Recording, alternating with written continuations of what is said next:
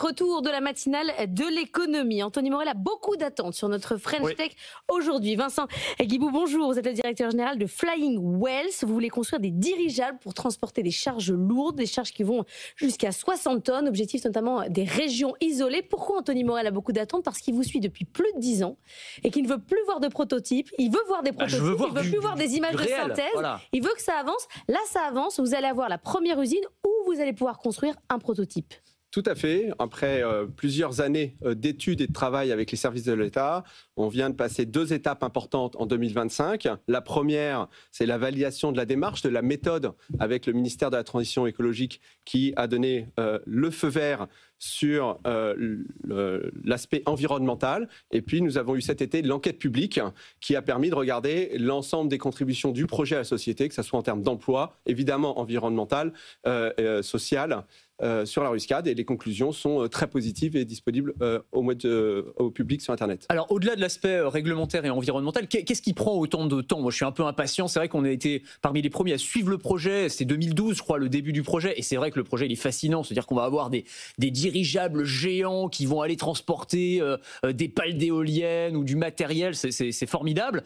C'est un obstacle technologique, c'est très compliqué à mettre en place. On pourrait se dire comme ça, le dirigeable, ça fait très longtemps que ça existe, ça ne doit pas être si compliqué que ça à fabriquer. Alors tout à fait, en termes de technologie, il n'y a pas de rupture technologique massive, donc de ce point de vue-là, il a complètement raison. En revanche, on a tout un tissu industriel à développer, parce que le dirigeable, on n'en fait plus. Et des grands sites industriels en France, on n'en a plus fait. Donc la bonne nouvelle, c'est qu'aujourd'hui, on a une méthode pour en faire et on sait en refaire. Et donc, il y a 2 chemins critiques, je dirais, sur le programme. Le premier, c'est la construction de l'infrastructure. Et là, elle va démarrer. Et puis la deuxième, quand on a l'idée en 2012, il faut la maturer. Et en fait, au départ, pour une idée de mieux exploiter les ressources bois de la France, les ressources durables, on s'est rendu compte qu'il y avait beaucoup d'applications incroyables aux dirigeables, comme vous l'avez rappelé, les pales d'éoliennes, etc.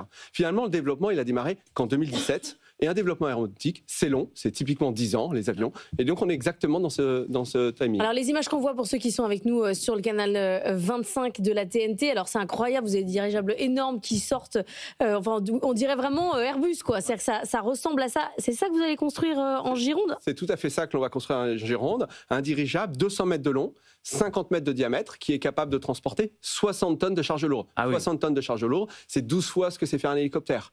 Et comme le dirigeable flotte, aucune empreinte environnementale pour porter cette charge.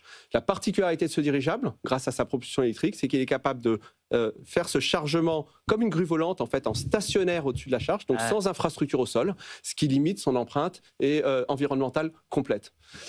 C'est absolument massif. Mais vous dites il flotte, c'est-à-dire avec la propulsion électrique. C'est pas dangereux, il peut pas exploser, il peut pas. Ça fonctionne comment? C'est plus le Hindenburg comme à l'époque. C'est plus le Hindenburg. Le Hindenburg était conçu pour fonctionner à l'hélium, mais il y avait un embargo américain, car Hindenburg était un vecteur de propagande nazi à l'époque. Et donc les Américains qui étaient producteurs d'hélium ont fait un embargo sur l'hélium et ils ont mis de l'hydrogène avec l'accident qui s'est passé. Qui est explosif.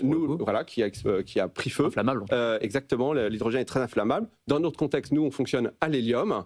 Et aujourd'hui, l'approvisionnement en hélium est répandu et sécurisé à travers de notre actionnariat. Parce que la question qu'on peut se poser derrière, c'est les cas d'usage potentiels. Là, on parle de fret et c'est formidable, mais est-ce qu'on peut imaginer avoir demain...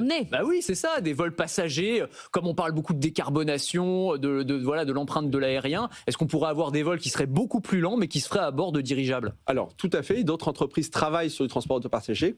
Flying Wells est focalisé sur le transport de fret uniquement. On considère que c'est là que nous avons aujourd'hui le besoin important en termes de marché. On est face à une transition écologique qui nécessite des nouvelles technologies. On l'a vu avec les pales d'éoliennes, des pylônes haute tension à redéployer parce qu'on a un nouveau réseau électrique.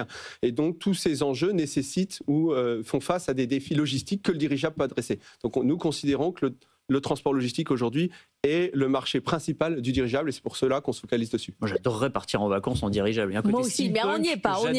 C'est vrai que ça serait sympa. Ça serait un voyage en soi, en fait. L'usine, la future usine pour créer un vrai dirigeable grandeur nature, si je puis dire, elle sera au Canada. Pour quelle raison? Non, la première usine, l'usine pilote, est en Nouvelle-Aquitaine, à la Ruscade. Cette usine est celle qui permettra de développer le premier dirigeable, de fabriquer, d'assembler le premier dirigeable pour les essais en vol de certification. Et après, vous faites Et quoi ensuite- au Canada alors? Et cette usine en France, 300 emplois, va desservir l'ensemble des dirigeables du continent européen et africain. Et ensuite, pour assurer le déploiement de Flying Whales dans le monde, on va avoir 2 autres usines. Une au Québec, et avec le Québec qui est d'ailleurs actionnaire de Flying Whales, qui va produire les dirigeables pour l'ensemble du continent américain. Et qui sera une réplique de l'usine phare qui est celle à la Ruscade, en Nouvelle-Aquitaine. Et puis une 3e usine en Asie du Sud-Est, très probablement en Australie, qui permettra de desservir ce continent. Vous disiez qu'on n'avait plus le tissu entrepreneurial, c'est-à-dire qu'on a dû recréer des métiers qu'on avait oubliés de l'époque où on savait faire des dirigeables. Complètement, il y a toute une filière industrielle à refaire. Quand je parle de filière, je parle de réglementation. Nous avons écrit avec l'agence européenne la première réglementation pour dirigeables. Donc aujourd'hui en Europe, nous savons comment certifier un dirigeable depuis 2022.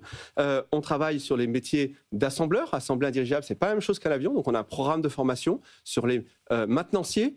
Donc vous voyez, vous avez sur les pilotes, vous avez tous les métiers qu'il faut pilote de recréer. dirigeable. Et donc, c'est vrai que c'est un métier qu'on avait oublié. Flying Whales est en train de monter une école de formation pour dirigeables, dont vous aurez une annonce prochainement pour la localisation qui permettra de former les pilotes. Aujourd'hui, on a 5 pilotes, ils sont formés aux États-Unis. Le pilote, il n'est pas dans le dirigeable. Hein. Si. Si? Il y a un pilote et un grutier dans le dirigeable. Le pilote le dirigeable et le grutier, il fait, on est une grue volante, donc il fait le travail d'un grutier à bord du dirigeable. Il sera peut-être autonome à un moment aussi. Génial, ça me fait une perspective de reconversion.